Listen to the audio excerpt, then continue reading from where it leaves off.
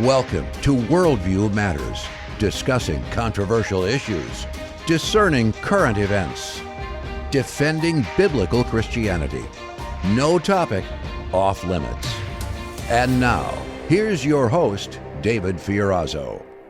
Hey friends, thank you so much for tuning in. God bless you, family in Christ. Can't wait to get to Scott Lively, our guest today. We're going to dive deeper into his story because this man of God was canceled decades before cancel culture was even a thing. And I think we just want to warn and prepare you for what might be to come here in America. But before we do that, I want to thank some friends. We are officially this week kicking off our spring fundraiser. So for the next several weeks, we'll be reminding you that we are viewer and listener supported. We are a nonprofit. And I just want to thank you for all the encouragement through the beginning of the show, Worldview Matters. We've seen the message, the content surge across numerous platforms and get shared, and that's thanks to you. And we're excited to announce an incredible opportunity to expand our reach with the help of Pioneer Network, Beck TV, and God's Learning Channel, GLC TV Network. And if you have not already donated to Worldview Matters, we just want you to prayerfully consider just supporting us with a small or large donation, whatever you can do. And that's for the next 6 months of production expenses, and also to try to get some airtime on some of these networks and expand our territory as God is driving this ship, and we're just trying to go along for the ride, so to speak, with the help of excellent guests that we've been blessed to talk to. So for those of you able to contribute a one-time gift of $200 or a recurring gift of $25 a month, we would love to send you a signed copy of either my latest book, Assault on the Image of God, or a signed copy of Alex Newman's new book, Indoctrinating Our Children to Death. So for all first-time donors, we would also like to send you this mug etched with my trademark, Keep Speaking the Truth About Things That Matter. So to do any of this, please go to worldviewmatters.tv. That's worldviewmatters.tv. I just want to thank our most recent donors, and that would be Michael from Bradford, Ohio, Jeannie from Green Bay, Wisconsin, David from Appleton, Brenda from Greenville, Michigan, Pamela from Toronto, Canada, and Sigri from Brainerd, Minnesota. Thank you, and God bless you guys. I want to bring in Scott Lively right now, the website scottlively.net. He's an author, just a man of God that I've respected for many, many years because he has spoken out against the LGBTQ mafia. We're going to talk a little bit more about his story today, and he's on the Southern Poverty Law Center hit list. He's on their website. We'll talk about that as well. Scott Lively, good to see you, brother. Great to be back with you, David. Yeah, so I said before we got into the show here that you were canceled before anyone understood what cancel culture was in the United States, and that's what we're kind of trying to prepare people for because it's here. More is coming. The extent, we're not sure, and when we'll get there. But your quick thoughts to open up, and then we'll dive into your story a little bit more. Well, I recently republished one of my earlier books titled The Poison Stream, and in the new version has a section in it titled The 5 Stages of Homo-Fascism: Tolerance, Acceptance, Celebration, Forced Participation in Gay Culture, and then punishment of dissenters. And America is in between 4 and 5 at this time. Yeah, there they are. Boy, you're way ahead of me on that. I didn't know you were going to put that up. Yeah, that's very good. Leave that on the screen, Jeff. Scott, just elaborate just a little bit more because this is really good. Well, this is what I basically have observed early on in my career and broken this down. These are the 5 stages. Tolerance is great, and as Christians, we have reasonable tolerance for things. For people can make wrong choices, but when it crosses from tolerance into acceptance, then that's when the real problems happen. You can't grant a place at the table for a worldview that is completely contradictory to the Judeo-Christian perspective of the Bible. And especially if you are a Christian nation, and then it goes from acceptance to celebration. And this is everywhere where the seed gets planted of the LGBT agenda. Everywhere it follows the exact same track, Yeah. And when you reach celebration, you've got gay pride parades, you've got the all of um, the preference of homosexuality and all of the related behavioral disorders over Christianity. Mm-hmm.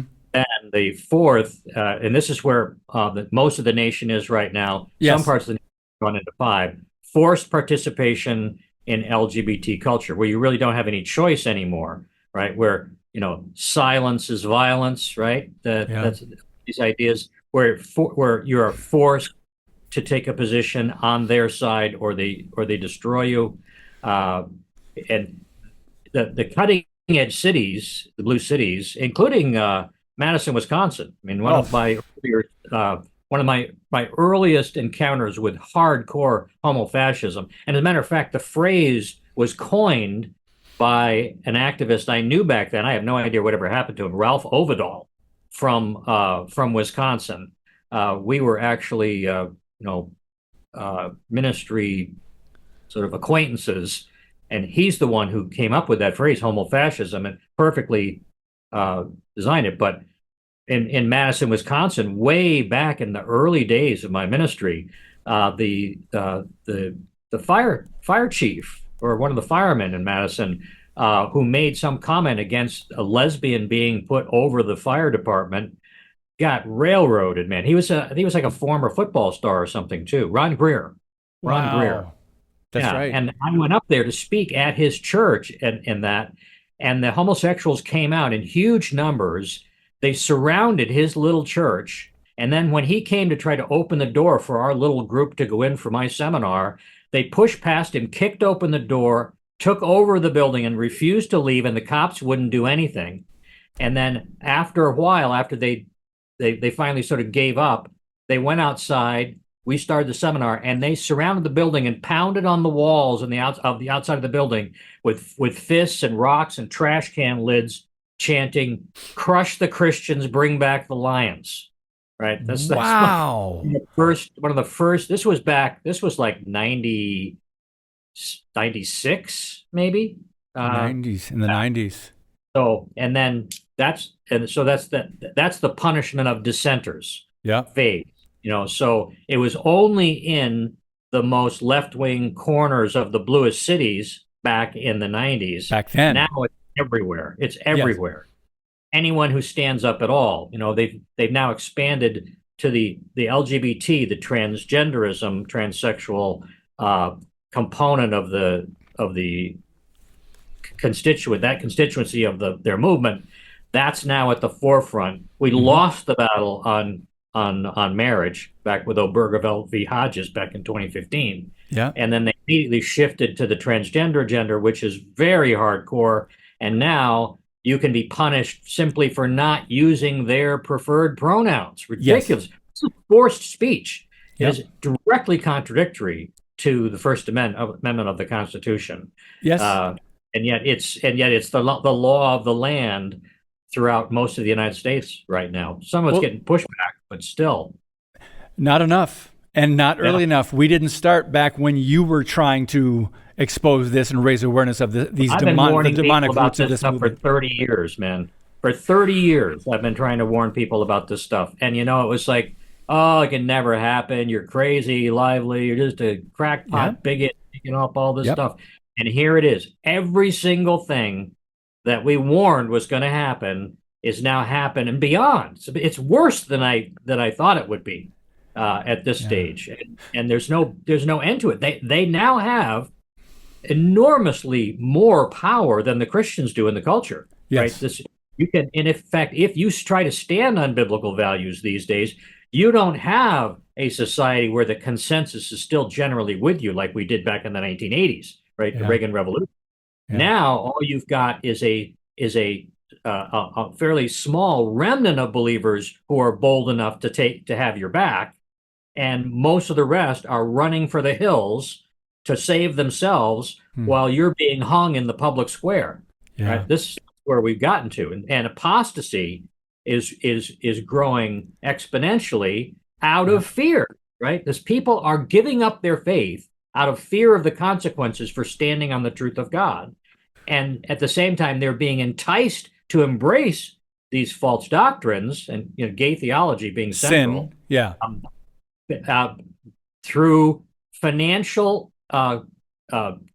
co-opting of Christendom by people like Soros and these others that are literally buying their way into the power centers of the church, like the Southern Baptist Convention, right?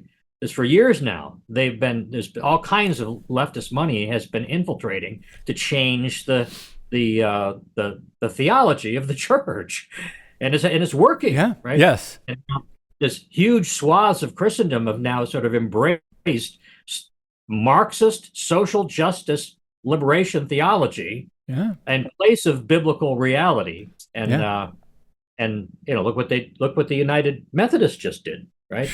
Yeah. They're just the most recent in a very long line of capitulations.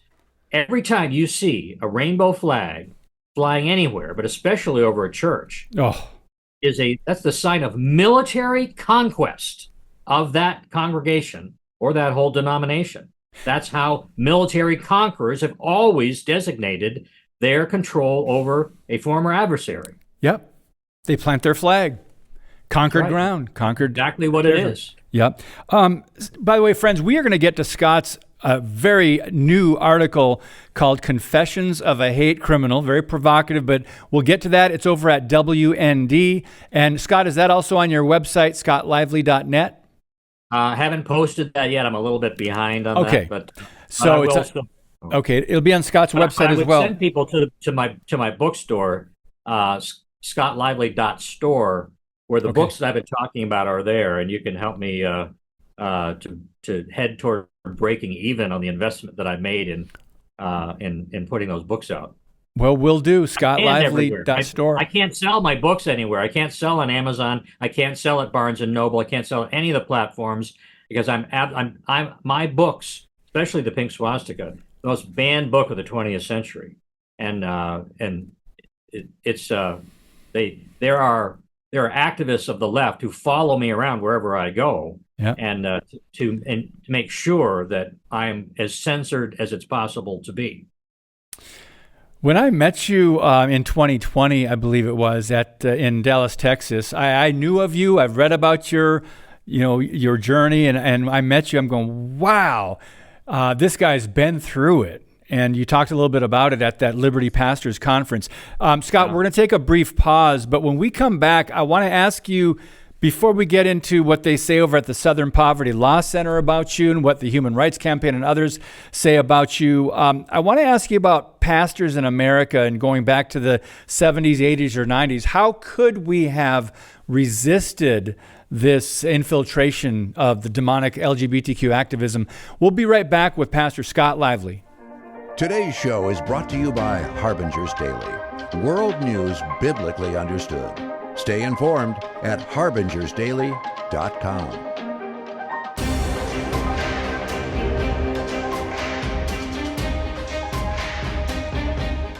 Friends, we're thankful for Harbinger's Daily and Patriot Mobile. And if you're interested in sponsoring Worldview Matters, email us worldviewmatters@fpeusa.org. And our producer, Mike Menzel, will get right back to you. If you missed any of that, go to worldviewmatters.tv. So, Scott, going back, how could America have resisted? I know it's speculation at this point because it didn't happen, but I know the politicians probably wouldn't have because they're just trying to win the next election. Where else would there have been resistance other than the pulpits and the church? Your thoughts? Well, the Reagan Revolution moved the ball to the right significantly, and actually the more powerful years of the Reagan Revolution were after he left office, because it took 8 years of Reagan to basically undo the damage that had been done previously. Carter. Thank God for Jimmy Carter, because if he hadn't been so hard left, we never would have gotten Ronald Reagan, right? And the same thing with Trump. We never would have gotten Trump if it hadn't been for Barack Obama. Yeah. But unfortunately, Carter and Obama, all the Clintons, what they do when they're in power is they change the rules and they create infrastructure to support their worldview. When the conservatives get in power, they preserve the status quo. That's the biggest flaw and fault in both the conservative political movement and in the church. The church is a little bit more oriented toward changing the world to reflect biblical Christianity, but not that much more. Because conservatives just have this sort of this inherent flaw that we just try to preserve the way that they are, and we only get really motivated when the left tries to change things to make them worse. Then we'll jump up and we'll try to stop them. But here's the problem, and this is where the church could have done better, is that whenever you're in a contest of contradictory, mutually exclusive worldviews that are trying to create social policy to advance their own perspectives, you always have to counter the other side's agenda with a proposal that will move the ball further to the right instead of just keeping the ball at the line of scrimmage, right? It's the essential and necessary reality of politics is it's a realm of compromise. It has to be, because we are, even in our best form, it's government by the consent of the governed, right? We, the people, are widely diverse. Even at our most unified, we're widely diverse. And if you're going to have any kind of laws and policies, there has to be compromise between the different factions of we, the people, right? That's just the way we are. Yeah. When the more we, the people, gets diversified to crazy, loony leftist worldviews, the more difficult it is to come to a good conclusion out of that diversity. But you always have to try. But when conservatives are confronted with the other side coming forward, like they're coming forward and say, we now want to mandate that everyone must use the pronouns, right? If all we do is come back and say, no, we want to resist that, politicians, we're just demanding that you don't do it, right? Politicians in this realm of compromise are always going to try to find a way to placate both sides, even if they're on your side completely philosophically. By nature, they're going to try to find some way to give something to the other side so they don't hate you so much. And that means everything always ratchets to the left. And the only way you can prevent that is if you push the other way. Yeah. When they start coming forward and saying, we're demanding that everybody use these pronouns, we go back and we say, no, we're going to demand in opposition to this, we're going to demand that all the schools affirm heterosexual normalcy at age-appropriate levels all through school, right? Yeah. Oh, the other side freaks out about that, right? The status quo for the politician, right, is do nothing, right? But if you don't do that, and all you do to say to the politician, don't change it the way they want it, they're going to give them something, right? There's going to be some, even if it's a tiny incremental change in their direction, they're going to do it because that's the nature of politics. So what you always have to do is push in the other direction as far or farther than the other side is trying to do, so that at the very worst, the status quo is preserved. And at the best, you actually take ground in our direction for a change. Yeah, I wish we understood that, 3 decades ago. Nobody says that? How come nobody teaches that in the entire conservative movement? It's just absolutely mind-blowing. And it's commonsensical. Yeah. And yet that's the nature of conservatism. I think they're so used to compromise because they've always done it that way. But let's move on, Scott. I want to go over to the Southern Poverty Law Center website where under their hate watch and extremist info, they've got you there on the website. A veteran of the anti-gay movement, Lively has been actively propagandizing against LGBT people since the early 1990s, but he's possibly best known for co-writing the thoroughly discredited Holocaust revisionist book, The Pink Swastika. Then it goes on a little bit, but Scott, when liars, they're rotten to the bone. It's absolutely rotten to the bone. Yeah. That I've done. If you go on my website scottlively.net, search the Pink Swastika files, I've done 6 episodes of video in which I go through point by point the documentation of the book and show where the documentation comes from. Mm-hmm. It's all absolutely rock solid. Yeah. The and the and you see that, but once again, they always lie about everything that we care about. Yeah. And so whenever they say anything is thoroughly debunked, uh, then you know that that's about as solid as it can possibly be, right? If you're Right. known by your enemies, Yeah. I should be one of the greatest heroes of the Christian conservative movement, but unfortunately, too many people actually believe the left on things that they don't have personal knowledge of. It's just Yeah. another sort of head scratching reality of conservatives. Badge of honor, brother. I'm thankful that you have been able to stand all these years and you've taken the heat. And I want to quote you now in your new article, Confessions of a Hate Criminal, and let you elaborate and respond a little bit. You say that despite all the constitutional, air quote, guarantees our founders enshrined in America's foundational laws, I have been the most persecuted of all Americans who have stood up to the LGBT agenda.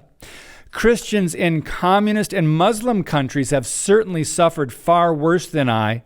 But here in the land of the free, I remain the only person ever put through a civil, not criminal, trial in a U.S. federal court for 6.5 years for crimes against humanity for homophobia. Please elaborate, Scott. Yes, they've been after me all along, but when I went to Uganda the second or the third time, I did a seminar there just before Uganda, the Ugandan parliament came out with a bill that was overly harsh against homosexuality. I always said that from the beginning. And but I got blamed for it, right? They said that I was the mastermind of what they called the Kill the Gays bill. It was really an anti-pedophile bill, and they already had it in the law protecting girls, but they changed it to protect boys from male pederasty, and it included the death penalty.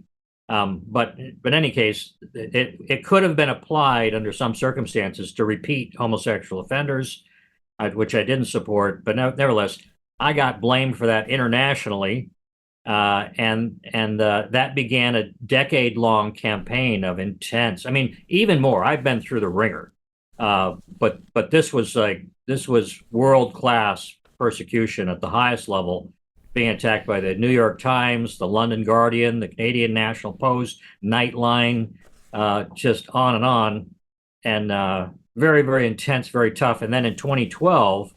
They found a way to hook me into federal court on this absolutely bogus.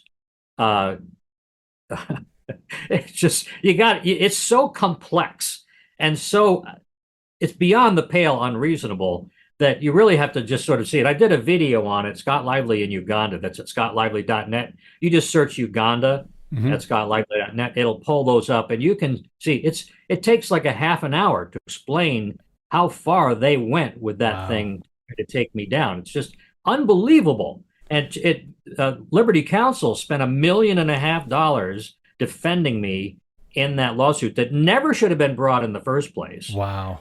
That was led by the former law clerk of the far left judge that presided over it. And allowed it to go forward when it never should have happened.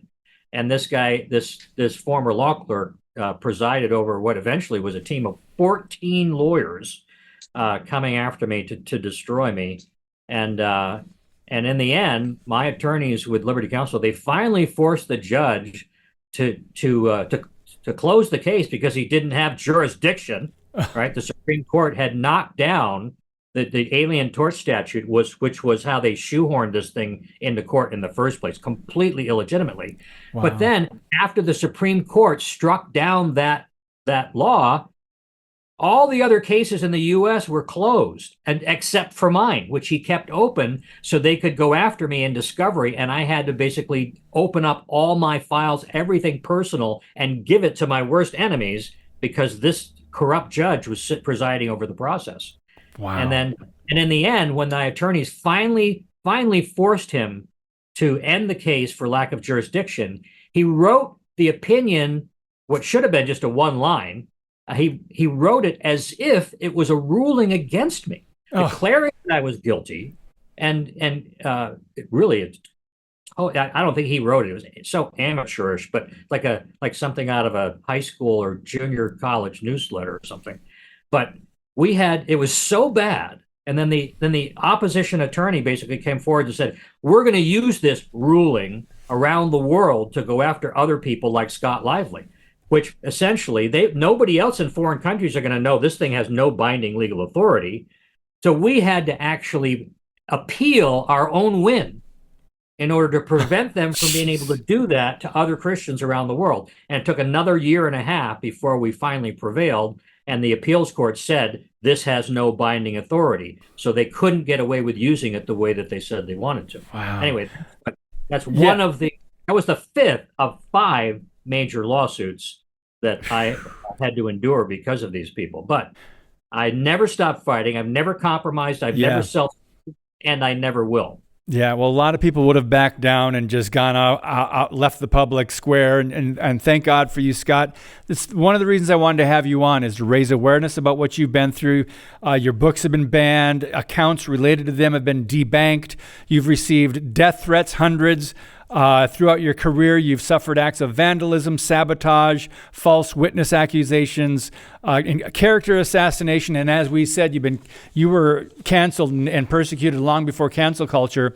But I want to remind people, Dynasty of Darkness is available. That's a book from you that just recently came out. That's on your website, scottlively.store, Dynasty of Darkness. But also your other books are there too, and so.